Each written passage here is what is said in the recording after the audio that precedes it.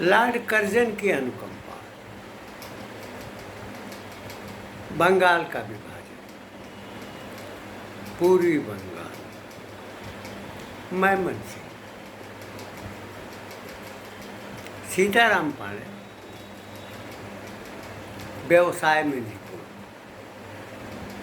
अपने बाद के भाई कुबेर पांडे व्यवसाय के विस्तार में सक्षम, मकान, जमीन, दुकानें, खेती, सेवकों का समूह, उनका पालन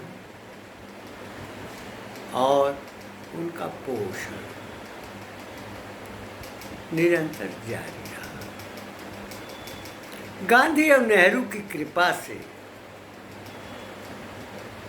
आगा खां और जिन्ना को संतुष्ट करने के लिए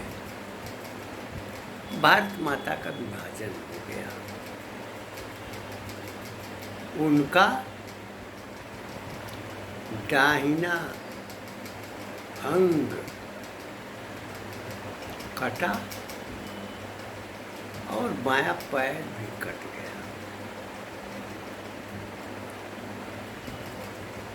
पूर्वी पाकिस्तान हो गया। पूर्वी पाकिस्तान में हिंदुओं का बर्बर नरसंहार, जो बचे वो पलायन कर गए, अपनी जन्मभूमि की ओर आकर्षित हो गए। भरा पूरा परिवार था, संपत्ति की कोई कमी नहीं थी, संपदा का विस्तार था, जमींदारी भी थी। छोटे भाई गांव में अपनी गरिमा गौरव का प्रसार करते रहे और एक सफल जिंदगी जीने का प्रयत्न करते रहे। पूर्वी पाकिस्तान के आतंक के कारण बड़े भाई अपने गांव चले आए और जो भी पारिवारिक संपदा थी जिससे पोषण होता था उसमें विभाजन हो गया। जो भी अर्जित था उसमें छोटे भाई की हिस्सेदारी नहीं रह गई। 3 कन्याएं, बड़ी बेटी का उन्होंने विवाह संपादित किया। 2 कन्याएं शेष रह गई। 1950 के कालखंड में एक पुत्र का भी जन्म हुआ। उसके कुछ ही वर्षों के बाद रघुवीर पांडे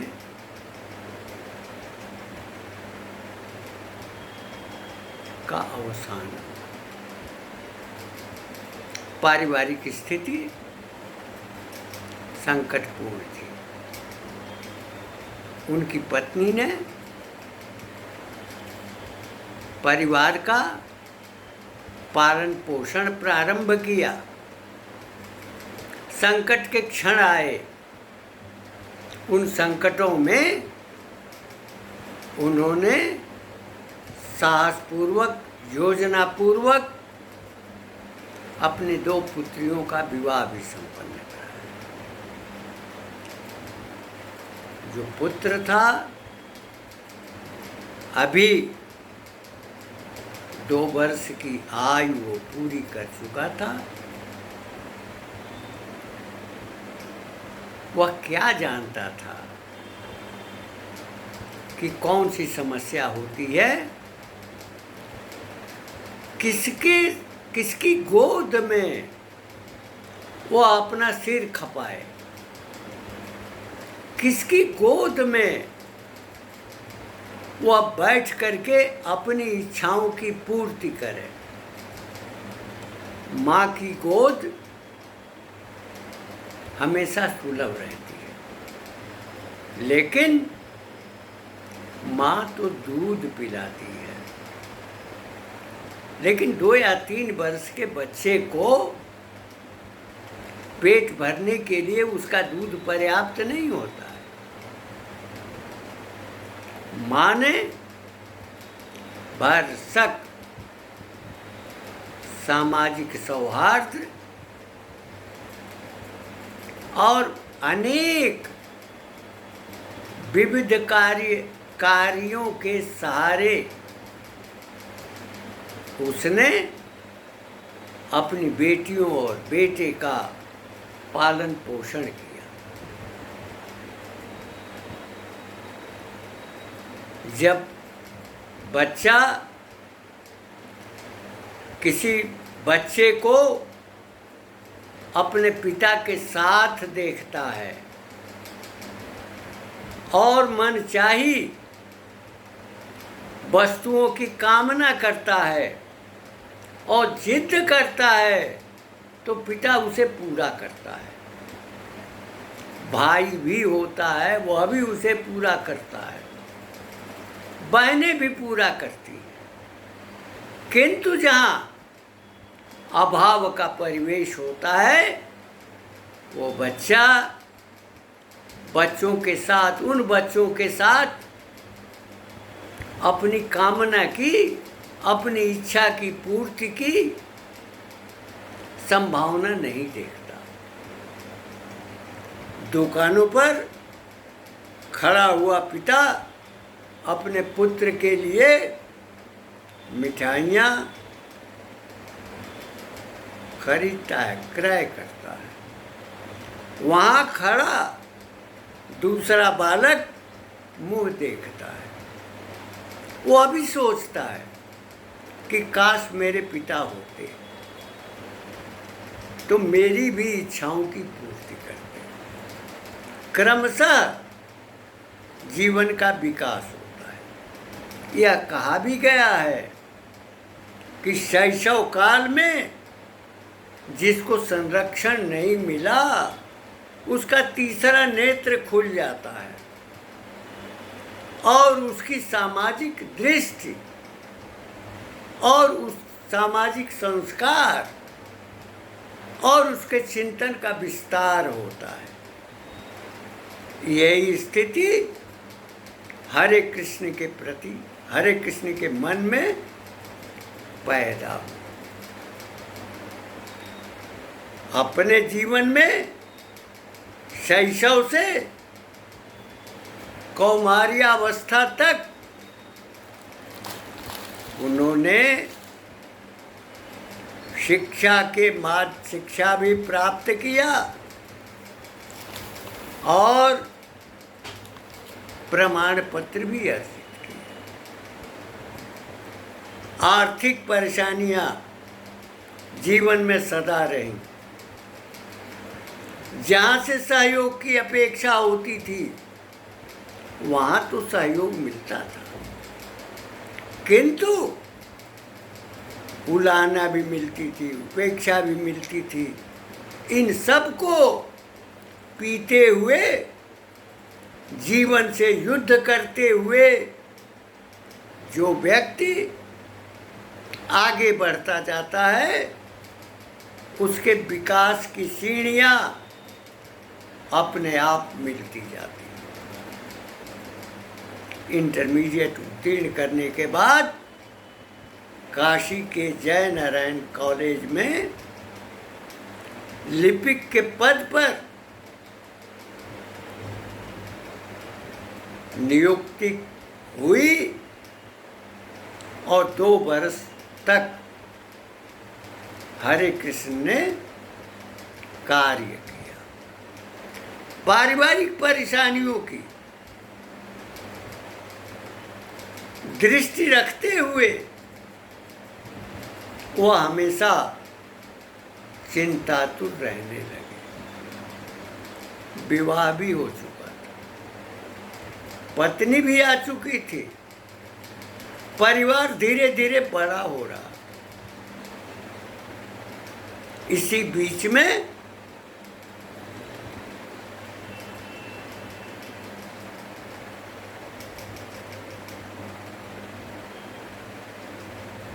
नियुक्ति के लिए बस की सेवा में अवसर मिला। उससे आय बढ़ सकती थी। यहाँ से सहायक लिपिक का पद छोड़कर और बस डिपो में कंडक्टर नियुक्त हुए। कंडक्टर होते हुए उन्होंने अनेक क्षेत्रों में अपना विस्तार बनाया। एक बार जब मैं इंदिरापुरम गाजियाबाद में था तो हमारे खेतों से उत्पन्न गेहूं के 4 बोरे जब उनका बस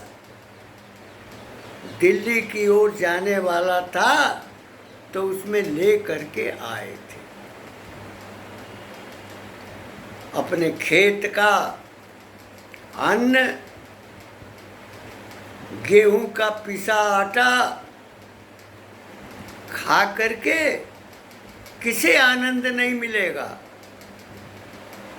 आखिर वह हमारी जन्मभूमि के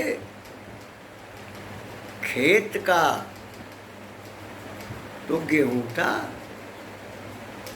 उसी का सरसों भी था, उसी की दाल भी थी। हरे कृष्ण ने अपने कर्म, कौशल, व्यवहार, विस्तार और अपनी सत्यनिष्ठा और बेबाक वाणी रखते हुए, अधिक स्वभाव रखते हुए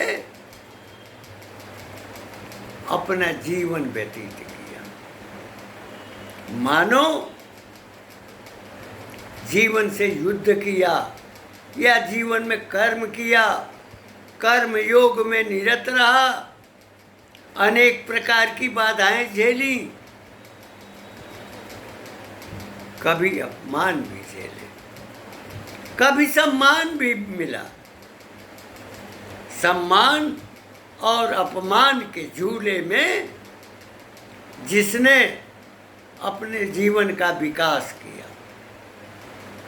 वह एक सशक्त विचारों वाला समृद्ध व्यक्तित्व था, जो थोड़ी सी पराजय से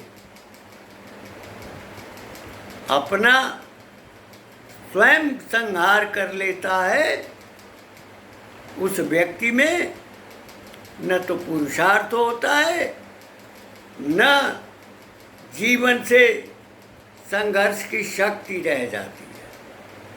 हरे कृष्ण ने अपने जीवन में संघर्ष किया और अपने बच्चों का पालन पोषण किया, अपनी पुत्रियों का विवाह किया। कुशलता पूर्वक हैं, बेटे भी संपन्नता की ओर हैं और बेटियां भी संपन्न परिवारों में। वैभव का विस्तार हो चुका है। मुझे वेदना होती है कि बस की सेवा के अनंतर सेवा निवृत्त होने पर पेंशन की सुविधा तो नाम मात्र की मिली। काश अगर वह संस्था में होता तो अपनी सेवा निवृत्ति के उपरांत काफ़ी धनराशि प्राप्त कर, लेकिन जो उसका निर्णय था वह निर्णय उपयोगी था और वह परिस्थिति जन्य था, उसकी आवश्यकता थी, उसकी संभावना भी थी, उसमें वह अपनी पारिवारिक व्यवस्था को संपादित कर सकता था। उसने माँ की सेवा की, परिवार को समृद्ध किया, बच्चों का पालन पोषण किया, उनको संस्कार दिया और श्री वृद्धि की। उसके साथ जुड़े रहने वाले जो व्यक्ति थे, हरे कृष्ण के मन में कृतज्ञता की भावना थी, कृतज्ञता का बोध था और कृतज्ञता का बोध हमेशा व्यक्ति को विकास की ऊंचाई प्रदान करता है। जिसने जीवन में एक अंश मात्र भी सहयोग किया है, उसके प्रति कृतज्ञता व्यक्त की जानी चाहिए।